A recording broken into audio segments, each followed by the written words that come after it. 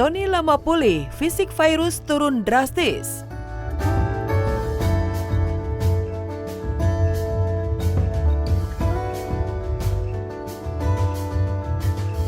Meski sudah menjalani rawat jalan, proses pemulihan Sony Septian butuh waktu lama. Ia pun masih nampak lemah dan harus menjalani fisioterapi 2 kali seminggu. Hal itu tentu cukup menguras tidak saja tenaga, tetapi juga mental virus Arafiq yang selama ini selalu setia menemani Sony. Sebulan merawat Sony, warganet pun melihat tubuh virus terlihat kurus dan wajahnya semakin tirus. Namun virus menampik hal tersebut. Enggak, pokoknya yang paling terpenting adalah aku senang ngelihat suami aku semakin membaik. Didoain aja aku, suami dan anak-anak semuanya sehat itu aja. Ya, mungkin saat ini virus tak peduli jika tubuhnya kurus akibat beban berat yang dipikulnya. Yang terpenting saat ini baginya adalah melihat Sony sehat seperti dulu. Tak heran jika ia maupun Sony sangat membutuhkan doa dan dukungan dari keluarga, juga orang-orang terdekat. Benar, yang paling dibutuhkan sekarang ini adalah semangat dari orang-orang terdekat dan teman-teman yang ada di sekitar. Kabar sakitnya Sony mengundang banyak simpati dari teman-teman artis. Beberapa di antara mereka juga telah menjenguk Sony, baik di rumah sakit maupun di rumah. Salah satunya Raffi Ahmad dan Irfan Hakim. Kedua presenter kondang tersebut ternyata menjenguk Sony dalam waktu bersamaan di rumahnya di kawasan Cibubur. Ada Kak Irfan, ada Raffi yang datang. Jadi hari itu ya, aku sama Raffi nggak janjian. Pokoknya nyampe sini, mereka masih di rumah sakit, aku makan dulu di luar. Udah pas mereka nyampe, aku nyampe ngobrol, Raffi muncul. Iya. Mendapat kunjungan dari dua sahabatnya, Sony begitu terharu dan menangis saat Raffi mencoba menyemangatinya. Tuh, ini lagi disemangatin, biar mentalnya nggak drop lagi, harus semangat, banyak yang sayang sama kamu. Setiap orang kan cobaannya beda-beda. Tuh. Ada orang dikasih sakit supaya, mana insya Allah nanti lebih baik. Insya Allah. Apa semangat yang penting? Dia ngerasa bahwa Raffi dan Kak Irfan itu kan sibuk ya, gitu. Tapi menyempatkan waktu untuk datang jauh-jauh ke rumah, terharu banget sih. Tak hanya mendoakan kesembuhan Sony, kunjungan suami Nagita Slavina itu kabarnya juga bermaksud menawarkan bantuan kepada Sony. Namun virus menolak niat baik Raffi. Saya menangis, kasih bantuan juga nggak sih ya? Ya kasih doa. Apa yang aku butuh bantuin, ngomong aja sama aku, dan itu dia berkali-kali WA itu, tapi aku bilang bahwa yang penting Raffi datang, ngedoain itu udah lebih dari cukup.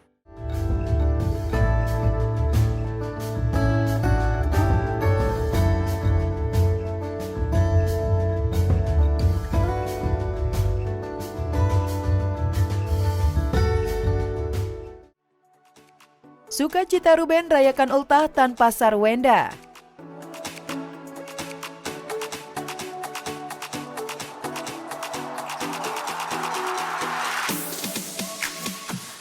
Di tengah proses perpisahannya dengan Sarwenda, Ruben Onsu yang kini tinggal sendiri tanpa istri dan ketiga anaknya mendapat kejutan ulang tahun dari para karyawannya. Sun, with you by my side, my world is complete. Your love is a melody, so tender and sweet, through laughter and tears. Ruben yang baru saja berusia 41 tahun pada 15 Agustus 2024 lalu dikejutkan dengan kedatangan sejumlah sahabat dan karyawannya yang membawa kue ulang tahun di saat dirinya sedang tertidur pulas di kamarnya. Mendapat kejutan, Ruben pun bahagia.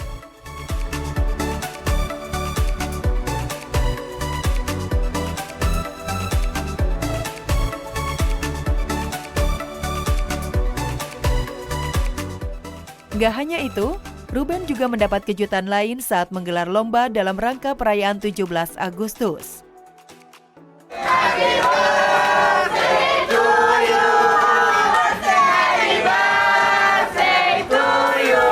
Harapannya semoga sehat selalu, panjang umur terus saya. Pokoknya semangat untuk kita dan Pokoknya harus sehat, harus kuat.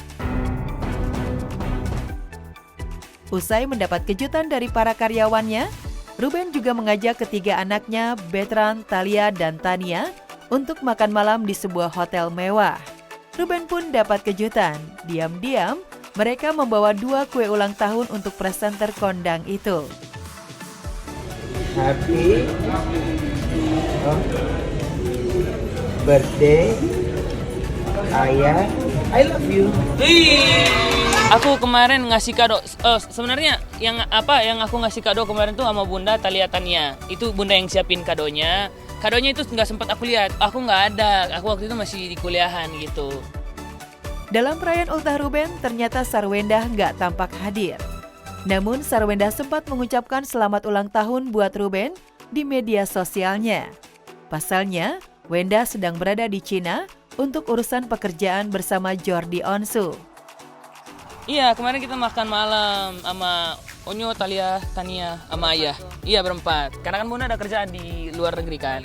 Iya, quality time. Ada kerjaan Bunda di luar negeri gitu. Hati-hati ya, Uncle ya tuh. Di lain sisi, sidang cerai Ruben dan Sarwenda kembali digelar Selasa kemarin.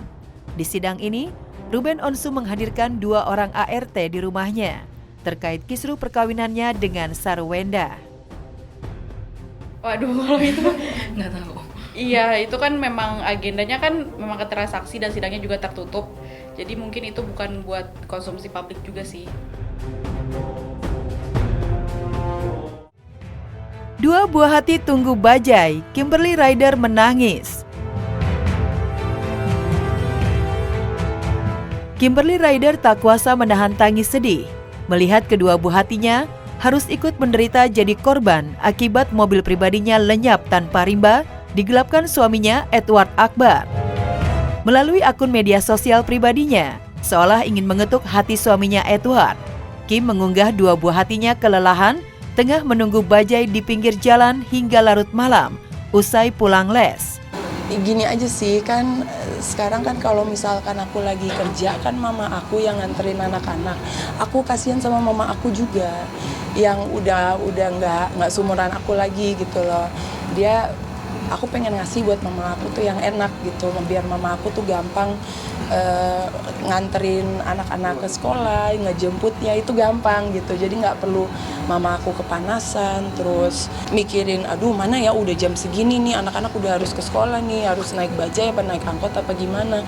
Itu sih yang lebih aku pikirin sekarang. Dia megang mobil 2 saat ini, kenapa nggak satunya dikembalikan gitu loh, karena kan buat anak-anak lu juga.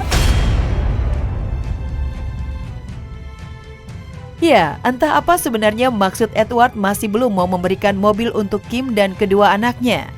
Sebelumnya, saat memberikan keterangan di Polres Jakarta Selatan, Edward berseloroh apa yang ia lakukan demi mendidik kedua anaknya memiliki daya juang di masa depan.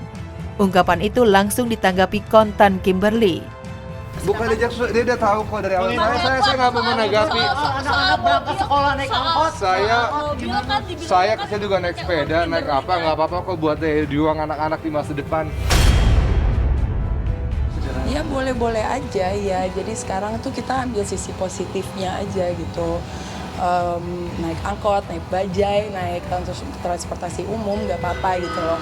Cuman ada saat-saat dimana kayak butuh takut, aduh ya Allah, perlu buat in an emergency aja gitu. Alih-alih direspon positif keluarga Kimberly, sikap Edward yang nggak mau mengembalikan atau memberikan mobil untuk kebutuhan anak membuat sang mama mertua naik pitam. Melalui media sosial, Mama Kimberly menuding Edward pelit dan perhitungan. Kalau masih ada intervensi ya agak sulit ya.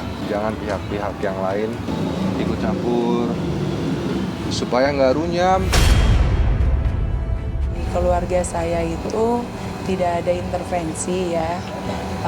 Cuman ada, aku juga bukan tipe orang yang apa-apa ngomong sama keluarga, apa-apa ngomong sama orang tua gitu loh.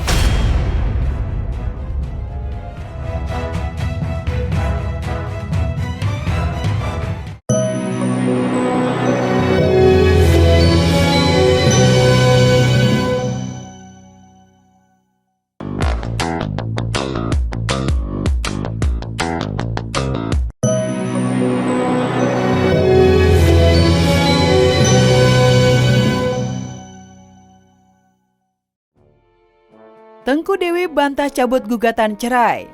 Perkara yang sudah didaftarkan oleh Tengku Dewi, yang sudah didaftarkan pertanggal 7 Juni ya.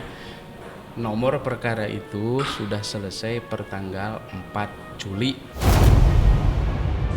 Status perkara itu di administrasi kami ini selesai karena dicabut yang bersangkutan. Pernyataan pihak Pengadilan Agama Cibinong terkait status gugatan cerai Tengku Dewi yang dicabut 4 Juli, sebulan sebelum melahirkan anak kedua, membuat pihak Tengku Dewi heran kebingungan. Melalui pengacaranya Minola Sebayang, Tengku Dewi membantah keras telah mencabut gugatan dan menuding pihak Majelis Hakim Pengadilan Agama Cibinong telah melakukan kesalahan dalam memutuskan perkara gugatan cerai kliennya. Tengku Dewi itu tidak pernah mencabut gugatannya di Pengadilan Agama, gugatan cerainya terhadap suaminya yang bernama Andrew, ya. Jadi ini murni kesalahan daripada majelis hakim, ya, untuk menyatakan mencabut gugatan.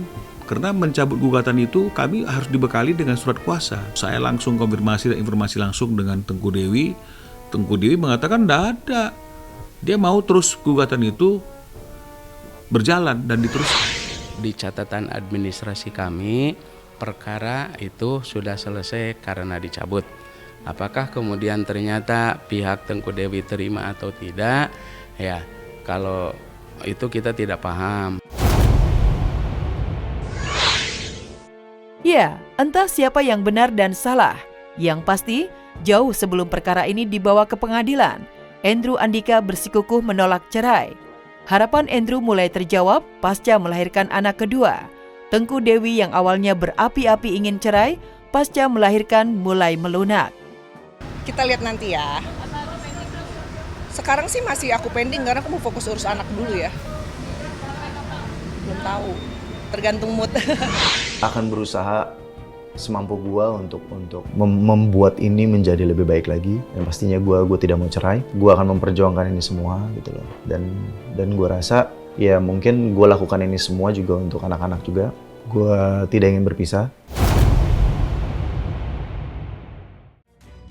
Unggah ibadah bareng keluarga, Atta Halilintar malah kena tegur warganet.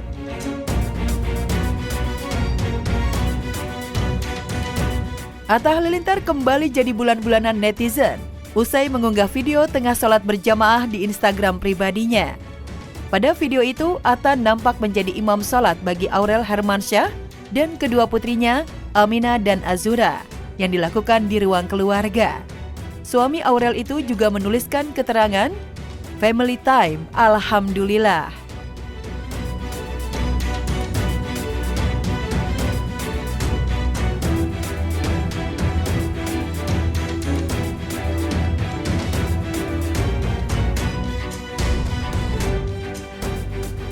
Video Atta tersebut langsung viral.